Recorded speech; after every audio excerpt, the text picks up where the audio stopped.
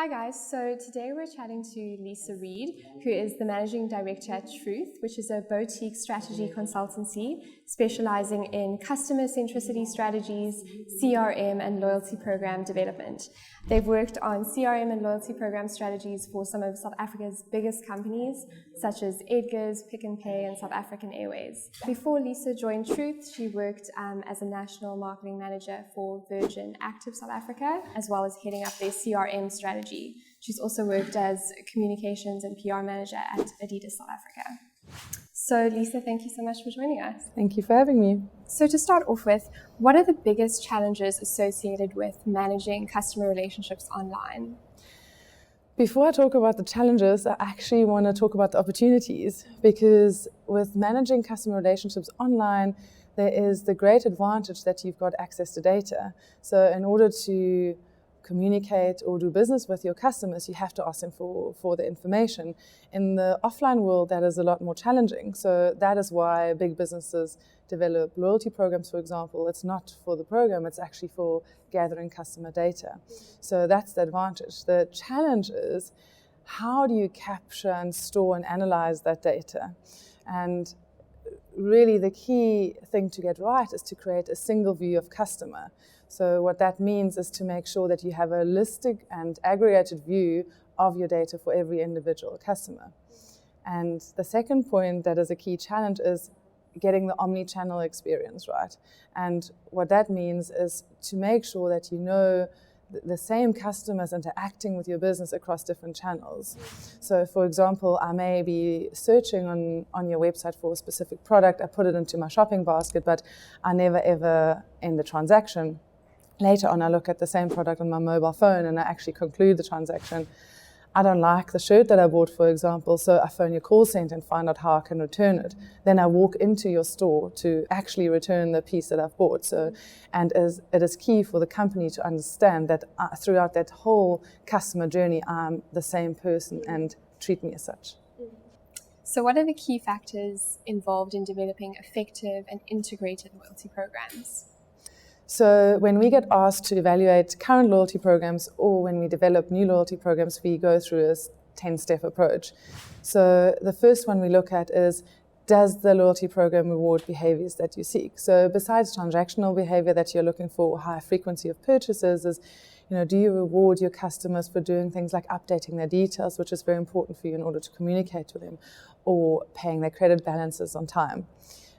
Other things are, does the program drive incremental profit? So obviously, in order for it to be sustainable to the business, you need to make money off your loyalty program. Another one is it simple? Is it very easy to understand? Or do you make it very complicated with spend 5 Rand and earn 5,000 points, and that then converts back into 2 Rand. So how easy is it to understand? Is it transparent? Are you very clear in terms of what people can get out of your program, and do you deliver on that? Is it loved by your people? Do your people, as in your staff, do they buy into the program and sell it on your behalf and understand it and communicate it to the customers? So does it match your brand values? And then most importantly, does it collect the right data, and does it feed into insights into your marketing and business strategy? So how is customer data generally gathered online? So there are different types of data that can be gathered online. So the first one is your typical transactional behavior. So what are customers spending? How often are they coming into your stores or into your online site?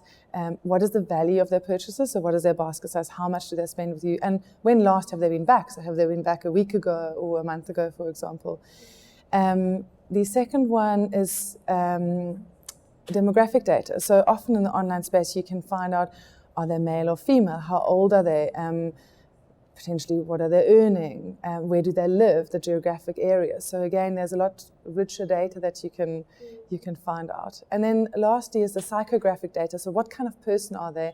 And that can be deduced from what kind of products and services do they look at online, what do they actually end up buying? So you can get an idea of what type of person you're talking to.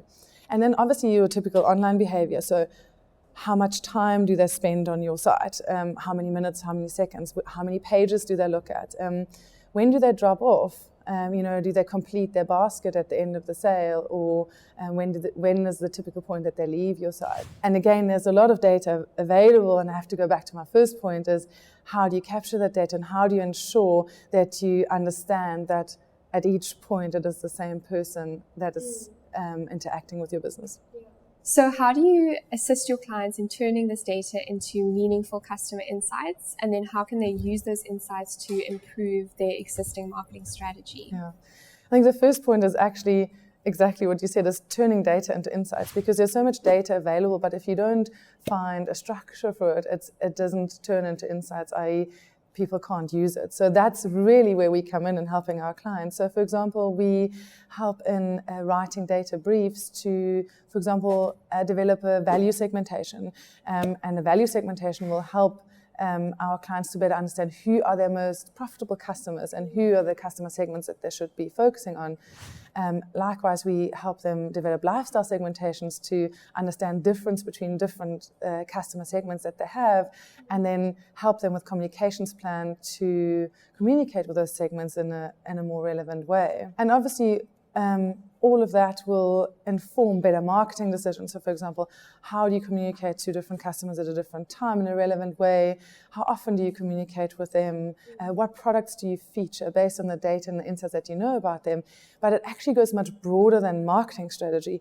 We even help our clients to inform their business strategy. So for example, what kind of product should they be ranging, whether it's online or offline, and what should their store layout look like, just based on customer data rather than transactional data. So what are the main challenges associated with managing customer relationships on often volatile social media channels, and how do you assist your customers in managing those channels?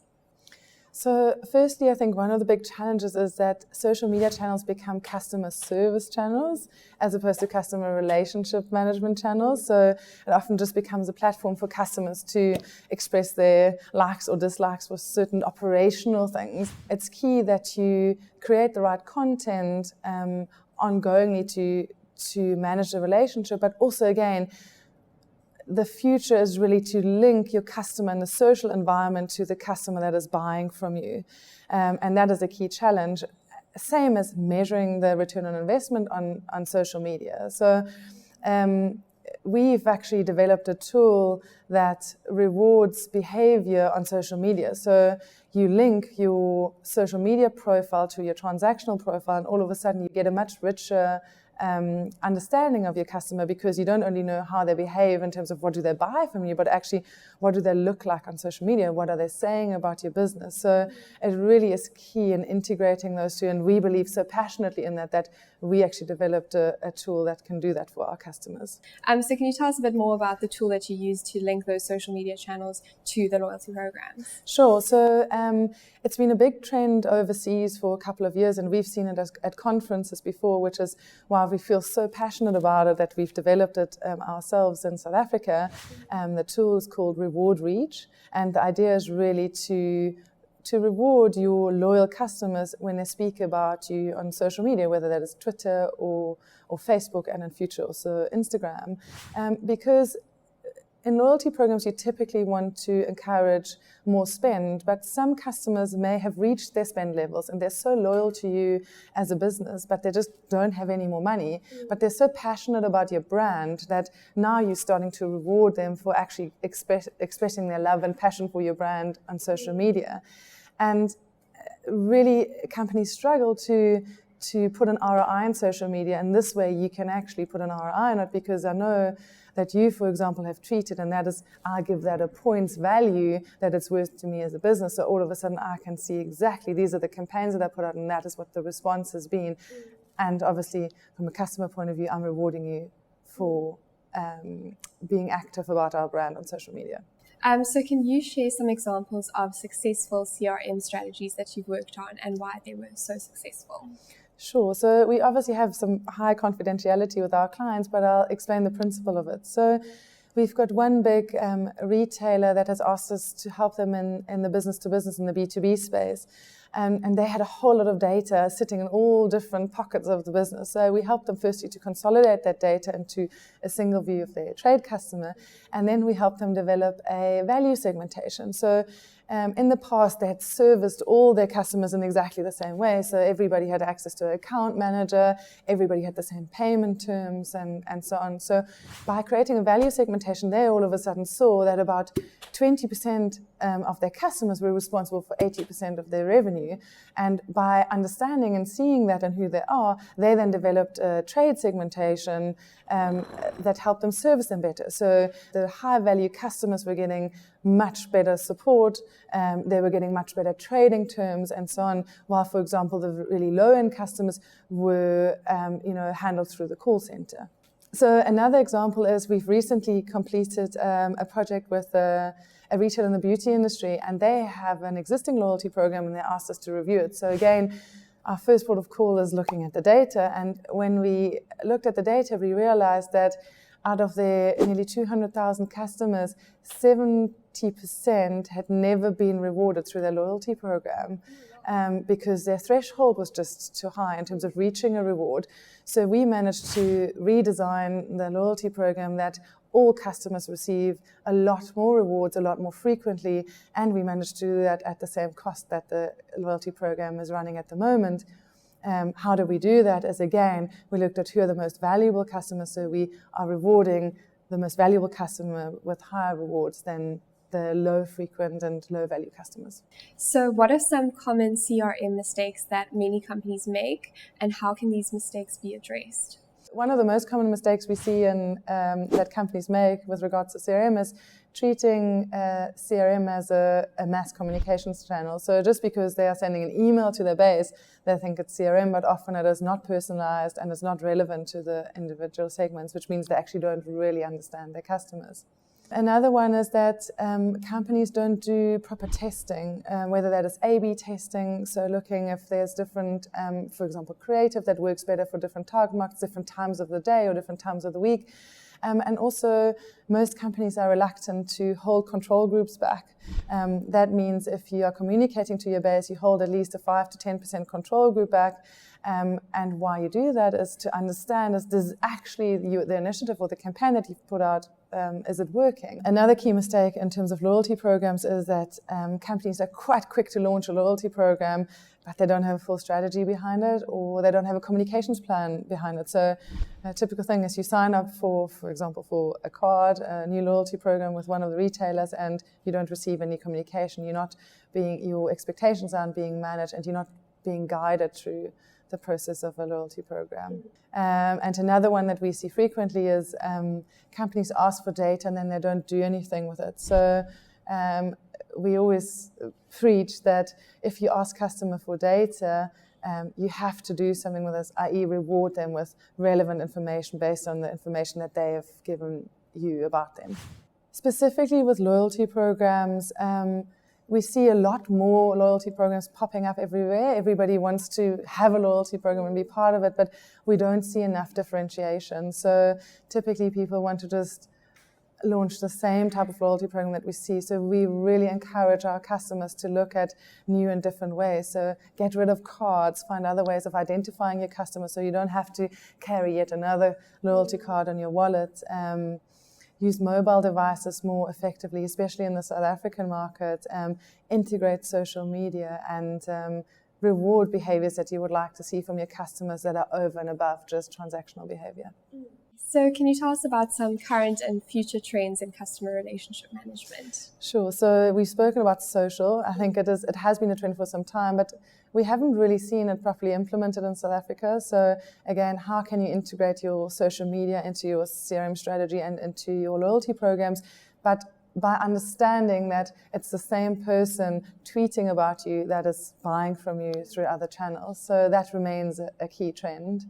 Another big trend is mobile and geo-targeting. Again, it's been on the horizon for a long time, but we haven't seen it really well implemented in South Africa. So, for example, beacon technology is available. So when I'm in a retail store, being able to communicate with me based on relevant offers that are happening right in my proximity.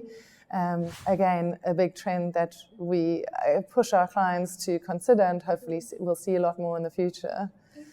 And another one, and it's actually not a trend, it's a prerequisite, is managing the omni-channel experience. So really understanding your customer across all different touch points in your business and being able to manage that experience across. And that is really where we see a lot of companies fall flat. Great. Thank you so much for the insights. It was really interesting to find out how CRM and loyalty programs play out in this space. So thank you so much for your time. Thank you very much for having me.